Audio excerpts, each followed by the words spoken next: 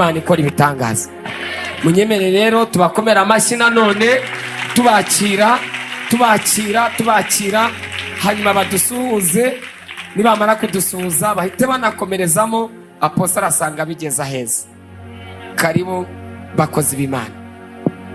Ese ashimwe Imana yo mu ijuru, reka tuyizamure amaboko. Nshimiye Imana mbere na mbere kuri uyu mugoroba kugera hano. Imana niyo kwizerwa. Nitwa Agahozo Viviane, mutware wanjye n'uyu nguyu turakijijwe, turi abakristo, tubyaye gatatu. Imana igabane umugisha. Yesu ashimwe. Amahoro ya Kristo Yesu abe muri mwe. Nitwa Niseti niyo mugabo, hanyuma Gahozo Viviane niwe tubana. Imana imuhe umugisha. Afite ishimwe, ntabwo namurigana ishimwe. Nasanze umugore ari ibitekerezo by'umugabo, ariko kandi ubwo Bibiliya ivuga ngo umugabo ni umutwe, ubwo utarimo ibitekerezo byagenda bite?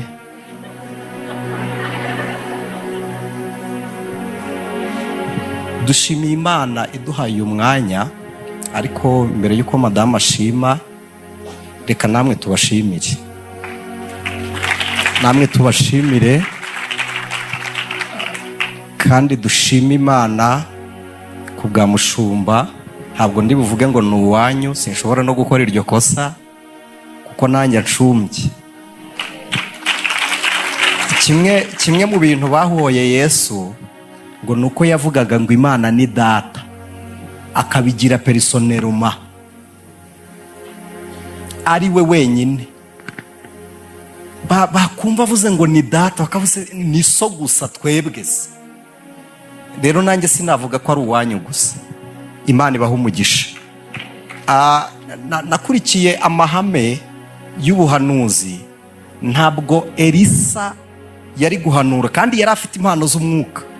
Elisa yagiraga impano z'umwuka, akamenya ko Eliya agiye kumukurwaho, ariko ntiyari guhanura Eliya ataramuha ububasha. Rero dushimiye Imana ko mushumba yabitwemereye, namwe mukatwemerera mon pastori ko duhagarara imbere yanyu. Imana ibaha umugisha.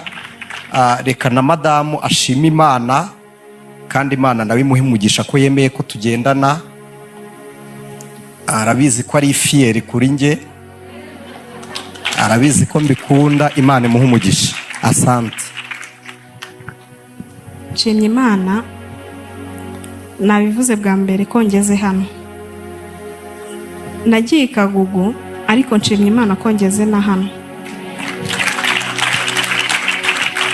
Umwihariko nshimye Imana ko naje mu babyeyi, mu badamu.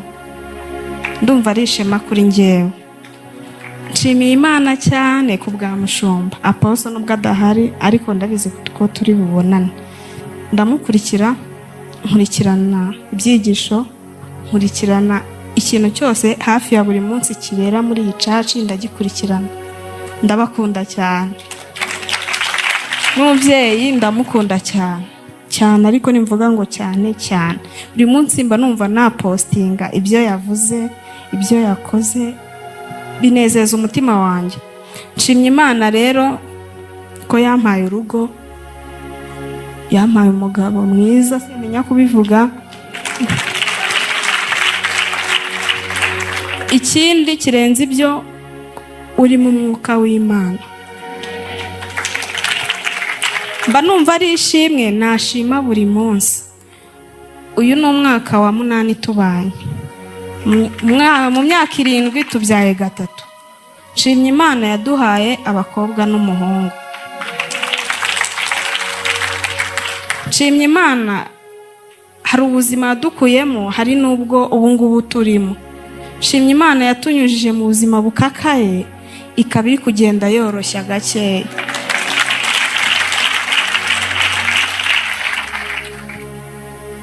Numvishe hano muvuga ukuri kose.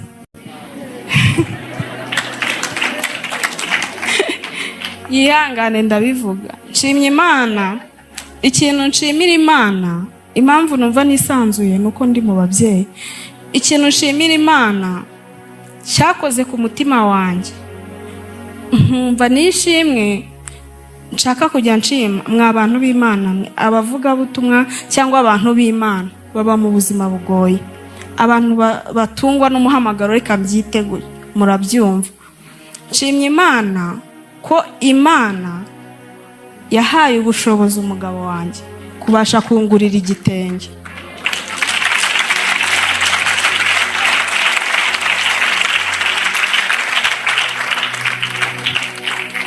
Nshimye Imana iyo ngendana nawe mba numva ari ishema.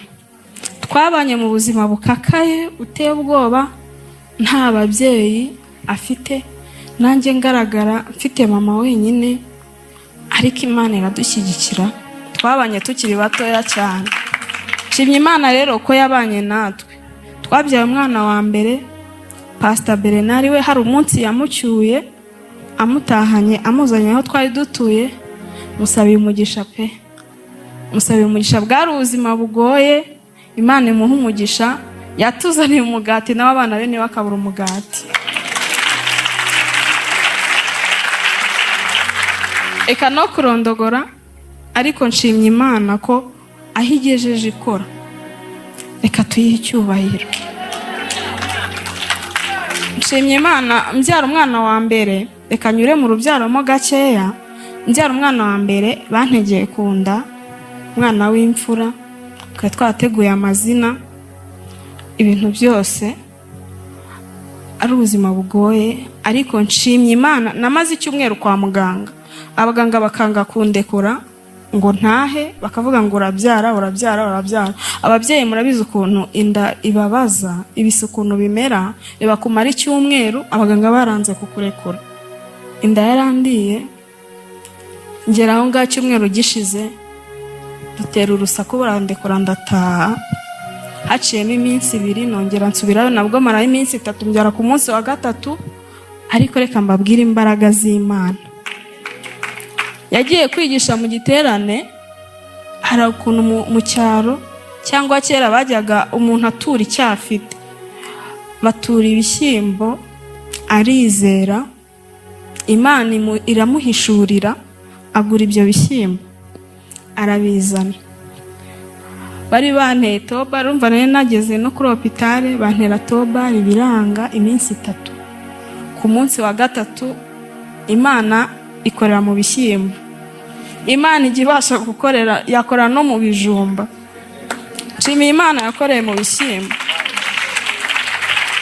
Ndatekereza nta nubwo cyari n'ikiro, ariko yaravuze ngo ndizera muri bino bishyimbo mbitwaye. Yaraje barabiteka, nabiriye byonyine, nta munyu nta mavuta, ariko harimo amaraso ya Yesu. Natamiye ikiko cya mbere, bitamera nk'umusazi. Murabizi iyo umuntu byaye bwa mbere ntabwo aba azi ibisi byari byo. Ese mera nk'umusazi, numva ibintu birahindutse. Natamiye icya kabiri, bitangira kubyara. Nshimiye Imana. Sinzibagirwa umunsi umwe ntwite umwana wa 2 w'umuhungu.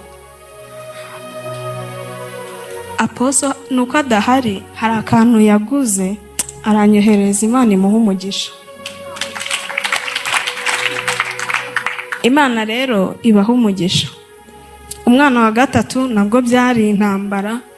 Urumva umwana wa 2 namukurikije byihuse, kuko nasamye umwana wa 3, umwana wa 2 afite umwaka. Muri icyo gihe n'igihe cyari kigoye, wenda araza kubinyuramo ababwire, n'igihe cyari kigoye cyane, kuko icyo gihe nasamye umwana wa 3 uwe kwa muganga, kuko yarwaraga mu nda cyane, bamaze kumubaga 4, bamubaga amara, ariko indwara nyirizina itarahishuka. Ndashima Imana ko Imana ijya yemera ko no mu bihe bigoye tubyara.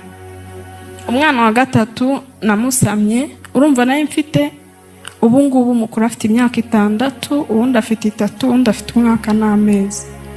Urumva n'abana batoya cyane. Umwana wa 3 namusamye, umuganga yaramaze gusohora igisubizo ko yanduye kanseri.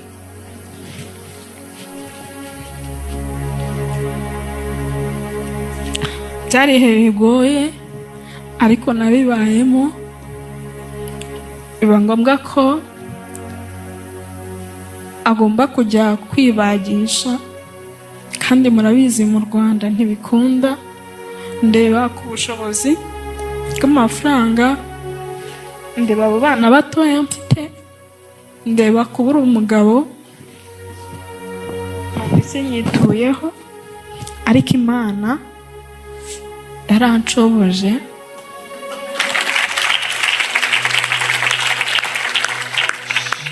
Imana yabanye natwe, mutagira ngo byabaye kera. Urumva nari ntwite umwana wa gatatu, Covid igaragara mu Bushinwa, yagombaga kujya kwibagisha mu Bushinwa. Imana ica inzira, nta muntu twigeze tuguza amafaranga, nta n'umuntu twigeze dusaba. Imana yaciye inzira, umuntu umwe wenyine, nawe kandi w'umumizirima. Imana ica inzira ajya kwibagisha. Nasigaye mu buzima bugoye, ariko Imana ibana nanjye n'abo bana. Gusa nkumva umutima wanjye urakomeye. Haciyemo iminsi 4, icyo gihe nta na telefone nari mfite nini ngo mbashe kumenya amakuru, nta mwandikiye kuri WhatsApp se nari kumenya amakuru ye, ariko ngumya nizeye. Gusa ku munsi ari bubagweho, umunsi ukurikiyeho neza inda irikoroga, njya kwa muganga, ndavuga ngo birarangiye, reka ndindire. Urumva na telefone nari mfite, nari ndindiriye ko azaza cyangwa tuzamubura burundu tukamenya ko yapfiriye, kuko numvaga nta bushobozi tuzabona bwo kuzazana umurambo mu ndege. Imana rero yarahabaye.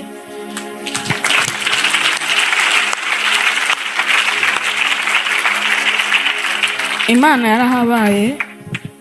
Ni ubwa mbere tuvuze ibi bintu imbere y'isi, nta muntu waruzi bino bintu, ariko numvishe nshimye Imana. Naravuze ngo Mana, mfite ishimwe umunsi nzaba mpagararanye nawe. Abantu bashima Imana bitewe n'ibyo Imana yabakoreye. Umuntu ashobora gushima Imana ko yamuhaye inzu, ni byiza. Agashima Imana ko yamuhaye imodoka, ni byiza. Ariko njye nshima Imana ko itemeye ko mfakara mfite imyaka mingana gutya.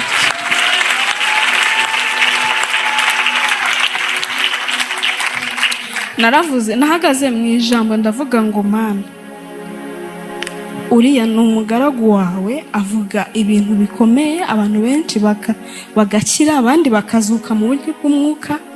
Ntago nshaka ko yagenda gutya Satani yamwiba. Umugarure kugira ngo isi, aho abenshi bazaba bananiriwe, azaba ariho umukoreshereza. Nshimye Imana yo ko ibyo bihari byahagazemo, kandi ni ukuri pe. Nanjye ndi umugore we, tubana turarana, njya nkumbura cyangwa mpora nifuza kumva ibyavuga. Aravuga nkumva sindi kubihaga.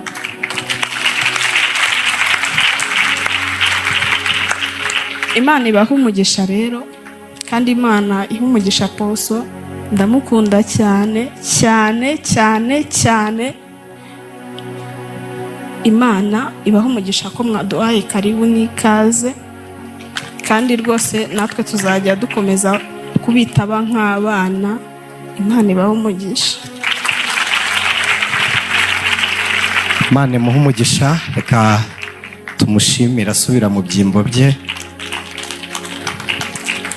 Yesu amuha umugisha, kandi Imana yabanye natwe ishimwe. Gatoya wenda we ntiyabonye uko abivuga. Tubana twese twari utwana tw'uduhinja dutoya. System, murabona imyaka 8 umuntu arya ku byo yitekeye, ikirungo cyiza azi guteka. Imana imuhe umugisha, arabizi pe. Namwe murebe aho umuntu ageze mu myaka 8, ubwo mbere yayo.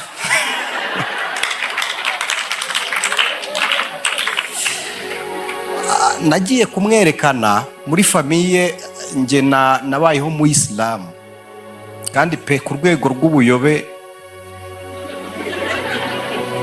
nari umuyobozi mu rwego rw'ubuyobe kuri njye, nari mpagije pe. Sinzi niba ari amaraso niba ari karagiteri, ariko Imana ijya imfasha icyo ngiyemo cyose nkagira ishyaka ringana nuko nshaka gukora. Rero muri Isilamu reka mere nka Pawulo, mu mahame imigenzo n'amategeko Isilamu ibyita suna, ntacyo naregwaga. Njya gushaka madamu ntabwo famiye yabyakiriye, ariko singira uwo ngusha, ngira amahame ko kuzana umugore ntabwo ari ushimwa na bose iyo anyuze njye. Si ngombwa kuko nzi neza ko amaboko y'abantu yagufata mu bukwe bukagenda neza, ariko kubona amaboko agufata mu rugo ngo rwubakwe biragorana. Kandi nzi ko amaboko agufata mu rugo ni umubano muba mufitanye mwebwe ubwanyu. Nagiye kumwereka, nagiye kwa data wacu atuye hano hafi, yari atuye hano hafi ya MTN, aturekurira imbwa. Arekura imbwa. Nize nakunze imikino njyarugamba, nakunze gukina taekwondo. Nari nzi pozisiyo, uretse ko n'imbwa irya umuntu bitewe nuko yitwaye imbere yayo, narayirebaga. Yaba imbwa yaba ifarashi n'ikindi kijya, abize fizike bo barabizi, ntabwo ukuguru kw'imbere gushobora gutera intambwe uko inyuma kutaraza. Nacunganaga nuko inyuma kwiri buguruke. Niba yarandebye ikambonamo Kirisitu, ntiyigeze. Noneho icyo nshaka kuvuga ni iki, namutwaye mu rugo iwacu. Agezeyo mama aramubwira ngo ufite ubwenge? Ndabufite. Warize? Sinarize. Aramubwira urinjije, uyu ni imbwa ntacyo azakumarira. Yavuze ngo yashimiye Imana ko tugira principe nge nawe tubiziranyeho ko nta n'umwe ufite ubushobozi bwo gutunga undi, ahubwo ubwo duhawe n'Imana idushoboza kubusangira. Niko tubanye. Azi neza ko ntacyo ngira adafite, nanjye nzi ko ntacyo afite ndafite. Ibi ngibi byateye byo kuvuga ngo umugore ni umukire kuruta umugabo, ngo kuko umugore akora umugabo adakora cyangwa umugabo akora umugore adakora, njye simbyemera. Dushyingirwa ntabwo ari ugushira isoni. Mu ijoro dushyingirwamo twakuyeho imyambaro, turangije tubwira Imana ngo ni ubwa mbere ibi bibaye. Turabibwira iti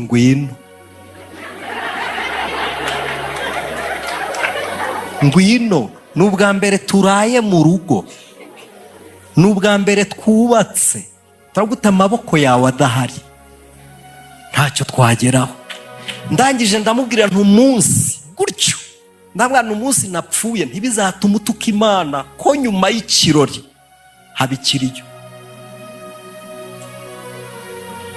ntibizagutere gutuka Imana. Ndambwira ndi kandi nawe nibiba bityo sinzatuka umwami wanjye. Ndambwira ndi dukomere ku Mana mu gihe cy'amakuba n'ibyiza. Tubyaye we abinyuze muri make, umurozi waturogaga aroga urubyaro twabanaga mu rupangu, kugeza ubwo madamu ari kwa muganga. Nagiye kwigisha i Gashure mu giterane, ariho nakuye ibishyimbo, mpura nawe arambwira ngo ese ntimurabyara? Ndamubwira ni oya. Arambwira ngo muzabyara mumbajije. Nsubira inyuma, sinjya ngira ikibazo ku muntu uvuga. Mumbabarire mbabwire iki, nta muntu wagusobanukirwa bingana nuko usobanutse. No, nta uhari, nta ubaho, nta n'uzabaho. Buri muntu wese agusobanukirwa bingana nuko asobanukiwe. Rero ntushobora no gukuza mayindi y'umuntu kuvuga ngo agere ku rugero rw'ibyo Imana yakuvuzeho, ntibishoboka. Ariko wowe ushobora gukuza mayindi ugategereza icyo Imana yavuze, utitaye ku byo abandi bari kuvuga. Haleluya! wowe birashoboka gutegereza icyo Imana yavuze utitaye ku byo abandi bari kuvuga. Birashoboka. Naramubwiye nta makuru y'abera aturuka mu ijuru, gusa ntacyo nzakubaza kugira madamu abyare. Arambwira ngo nukuvuze ngo muzabyara ntakiriho. Numva ngize ibyiringiro, ndamwana ubwo wenda gupfa kuko tugiye kubyara. Ubwo kubyara ubwo bisaba kuzaba utagihari, pfa nyine tubyara, kuko kubyara ntibihagarara. Kubyara turabyara, none ngo tuzabyara utagihari, egerayo tubyare.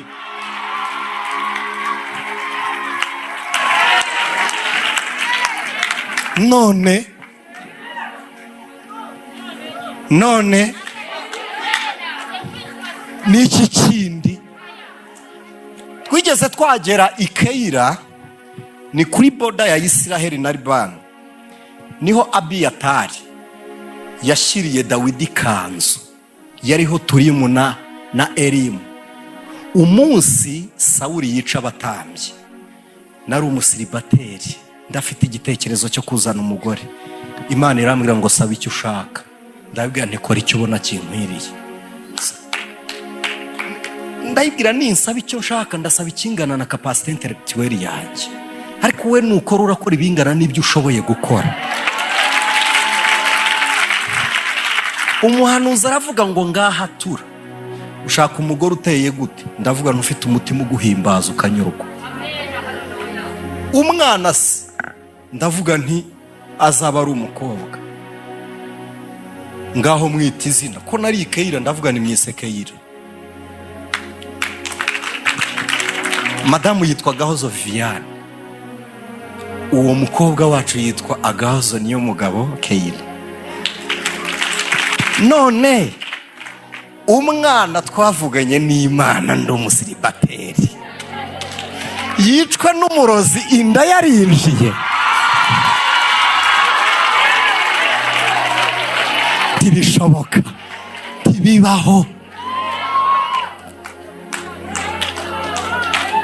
None umurozi atumenya gusenga? Ntibishoboka. Njya gushyingirwa mama yaje atazi ko atashye ubukwe, ko nagiye kwerekana madamu baraturoga. Reka dushimire Imana kubw'umushumba.